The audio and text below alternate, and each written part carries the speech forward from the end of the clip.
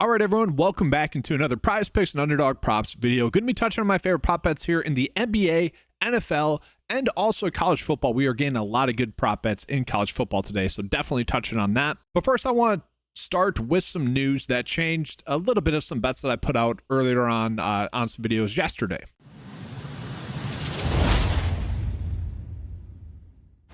And so we got to start with the news that Hayden Hurst has been activated off of the IR for the LA Chargers, and that he's going to play in this game.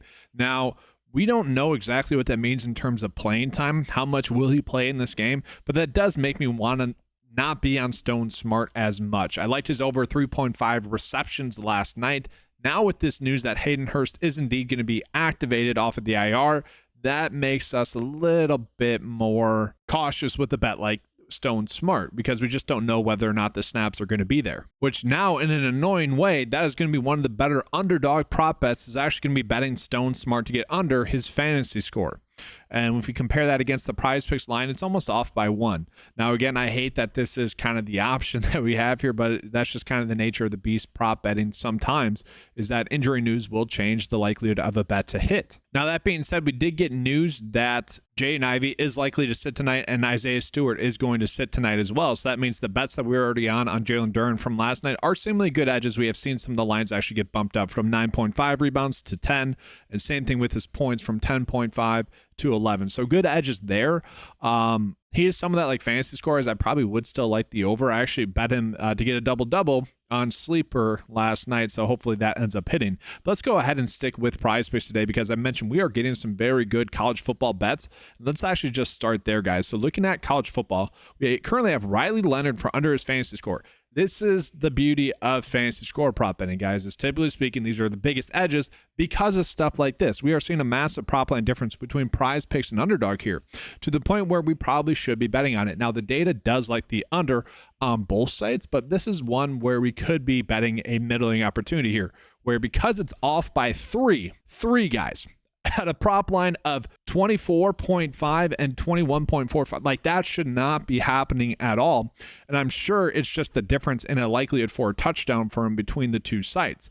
But if we look at the data points, it is a little bit mixed in terms of the expectation. The projection data likes them to get 24.4 if we round up, and the average sportsbook line likes them to get 20.25. So in other words, the projection data is much more in line with PrizePicks, whereas the average sportsbook line is much more in line with Underdog. Now, if we look at Riley Leonard and his game log, what we're going to notice here is that he has very much consistently gone this under for a majority of the season, but it has been close. Like, he literally could end up middling this bet here, because if we look at it, guys, 22.76, he got the over of that line of 21.5. Here against USC, got the over there of that line of 21.5. So again, that's kind of the big thing here. That's why we couldn't end up hitting a middle here. So it's not a terrible option there. And I also think part of the big reason as to why we are seeing that prop line difference from him is going to be the fact that Indiana has been very good against opposing quarterbacks, who Riley Leonard is going against here. And so they've only given up the third least amount of points to opposing quarterbacks thus far this season in the NCAA.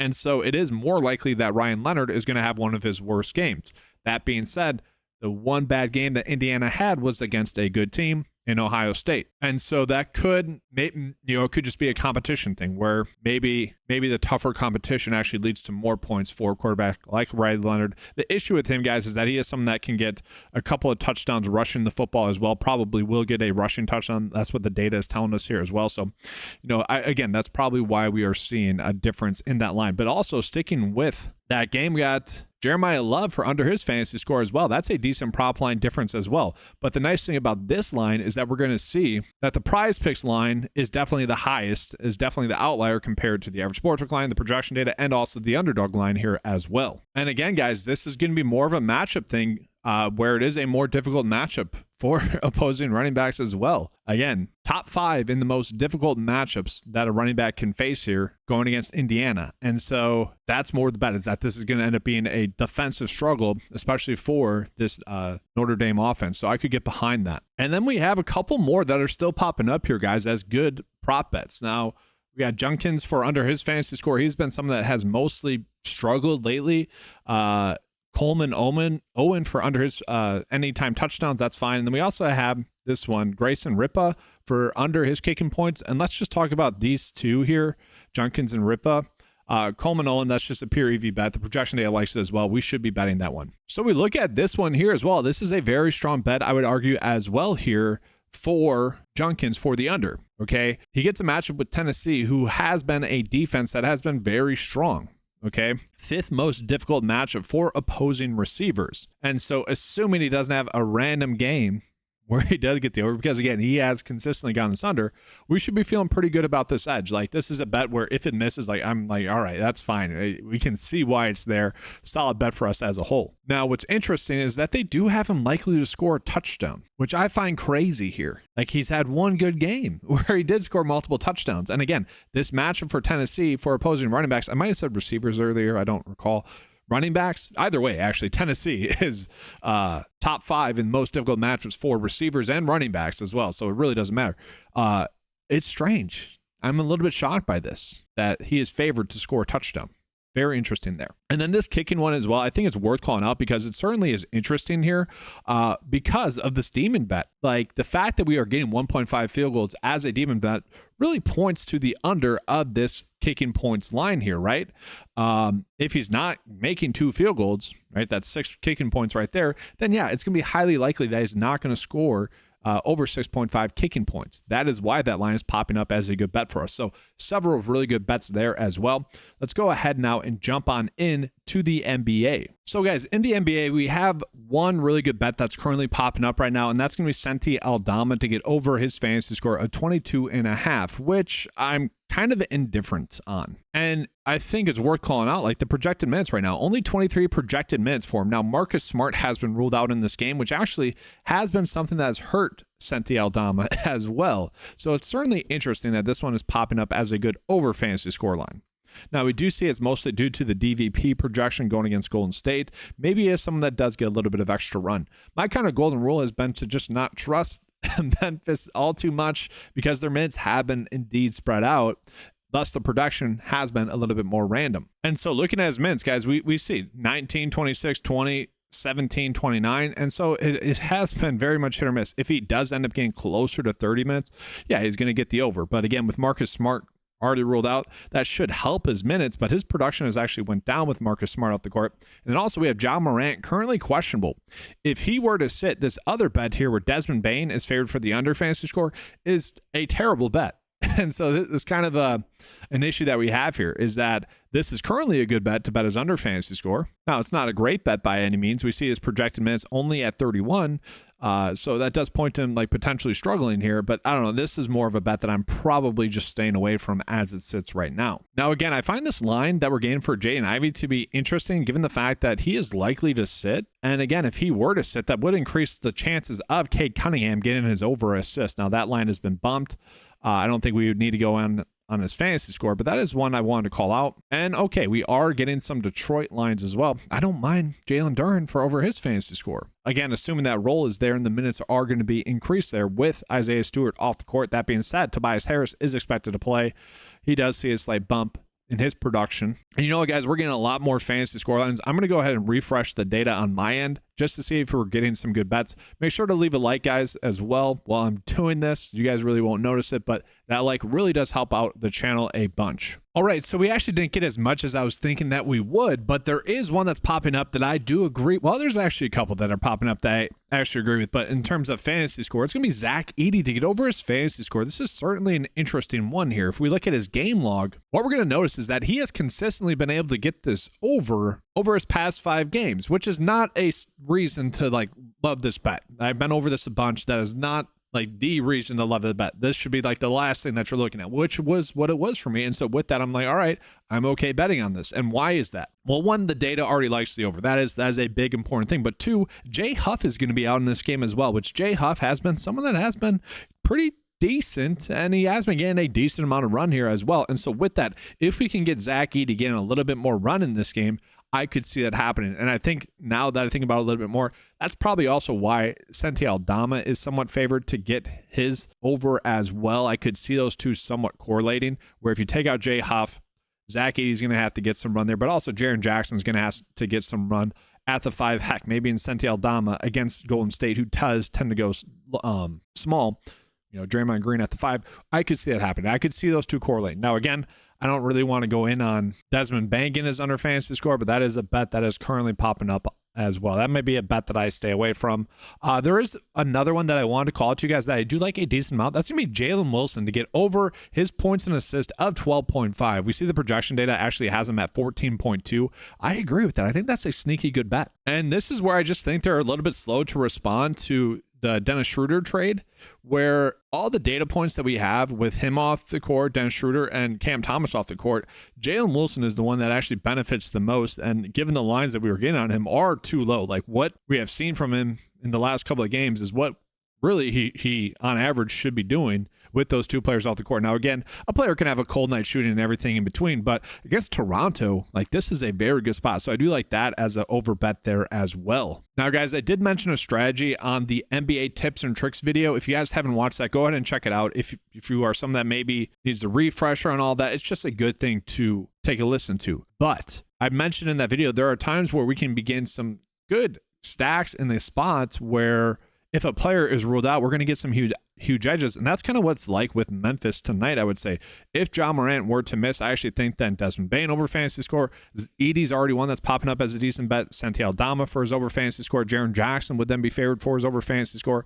Now, it would increase the likelihood for that game to be a blowout, but still, some good lines there. We even have some more. That was a very Wisconsin ope there. I apologize for you guys there. But we are getting some more prop bets popping up in here as well. Wow. Very fun day in the NBA with an 11-game slate. So Keontae George for over his fantasy score is a good bet. That's currently popping up here in the NBA. Missy to get under his fantasy score. Definitely interesting that this one's popping up. I think he's someone that I already mentioned. I like him actually to have a good game in this game. Now, could he get his over 10 rebounds or 10 points like I recommended on yesterday's video and then still get his under fantasy score? Yeah, he could actually. So I'm kind of okay with this one. That's not a terrible one there. Jordan Clarkson to get over his. Oh man, this is nice, guys. So what are we seeing here? We do have an opportunity to stack here. So let's actually take a peek at these. So that game is projected to be a close game, not a blowout here. So we look at John Collins, we look at Jordan Clarkson, we look at Keontae George, all solid bets. And again, they correlate together. Like if we can bet on this game to be close and those two be part of the reasons those three be part of the reasons as to why I'm okay betting those overs. And they get a good matchup going against Detroit. I like that. So I do like the Jalen Duren over already. All right. Keontae George over his 26 for a fantasy score. I'm fine with that. Again, this game is projected to stay close. And then we look at someone like John Collins, who lately has not been getting his overs. But again, if the game does stay close, I'm okay with that. And like I think that's something important to point out to you guys. Like the minutes are key here. So 38 minutes, even in a blowout, that's kind of interesting. 35 in this game against Phoenix, which was a close game. Blowout didn't get much run. Blowout didn't get much run. Blowout still didn't get that much run. And so that's part of it. Like as long as the game indeed does stay close, for all those Utah players, they should be closer to 36 minutes. Thus, their overs are going to be good bets. And that's honestly why I like the idea of pairing them together. Because if we're doing that, we're more just betting on that game staying close, not being a blowout, which thus obviously limits the minutes for all those players. Now, I do want to call it that typically I'm much more inclined to bet on Utah when there is someone out. We're not getting that. So that's like the only one piece that I want to call it to you guys as well. And again, I think you could actually run it back in the game stack with Jalen Duren for his over fantasy score. I don't hate that idea there. And then, guys, I know this video is starting to go a little bit long here, but want to touch on one other thing. If we get news that Ivy is out, this line from Malik Beasley is going to be a good one there as well. And what I'm surprised by is he is listed as doubtful. I don't get why we're getting a line for him. And maybe it's just, this is from this morning. It's a head scratcher. Okay, so that's actually, I think, a decent edge there as well. Like Beasley is someone that is going to be a little bit more shot dependent in terms of getting his overs, but it's a good matchup against Utah as well. We saw him play heavy minutes in his last game against Miami. He's someone that will play about 30 minutes. And again, with Ivy, Harris is on, but with Ivy off, with Stewart out, it just does help out Beasley there as well. If you want to sub in Harris instead of Beasley, you could do that there as well. All right, guys, so going to be going ahead and get into the bets of the day here. I have a lot to get into.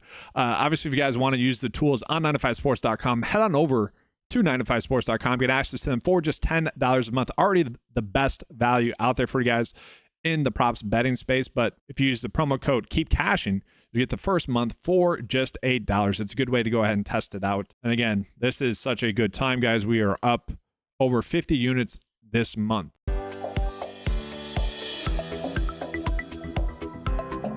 All right, so go ahead and just recapping that stack. I literally just mentioned if you guys need the details as to why, well, just rewind. So here we go. Like that stack in that game. Hopefully that game does stay close. And then here's another one. This was what I was looking at prior to kind of running out that stack. But these are all good bets, again, that we currently saw. Do like that these bets correlate right here as well. These three down here.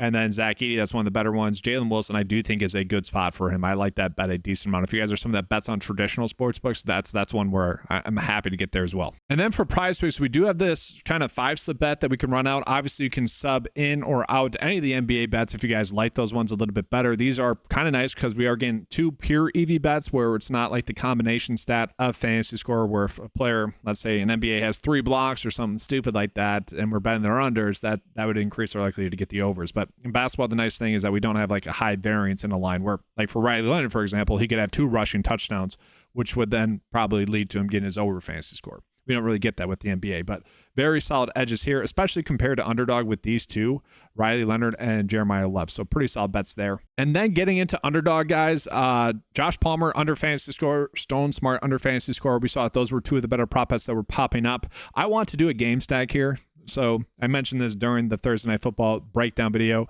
If you guys want to watch that, check that on the channel. That was the last video that I released prior to this one. I kind of mentioned that I could see Sutton having a bad game, which is kind of what he did. Not really against the Chargers. He scored a touchdown in the game. That's why I say kind of did, but kind of didn't, because the touchdown somewhat saved his game in terms of like his season averages. Like receptions were down a little bit, the yards were down a little bit. But it does feel like I'm kind of forcing that, but this is a little bit too high compared to PrizePicks as well. Whereas even if he scores a touchdown, he could end up getting the under here. Don't exactly love that. We're going to have other bets that pop up in the Underdog cheat sheet throughout the day once we get some more of those, well, honestly, NBA fantasy score prop bets as well. All right, guys, long video, apologies, but there is so much to break down. Appreciate you guys being here. Make sure to give a like to the video. That does help out a bunch. Head on over to 9to5sports.com. Get access to the best tools at the best price. 9to5sports.com. Get access to those for just $10 a month. All right, thanks for watching, guys. Good luck. And as always, let's keep cashing.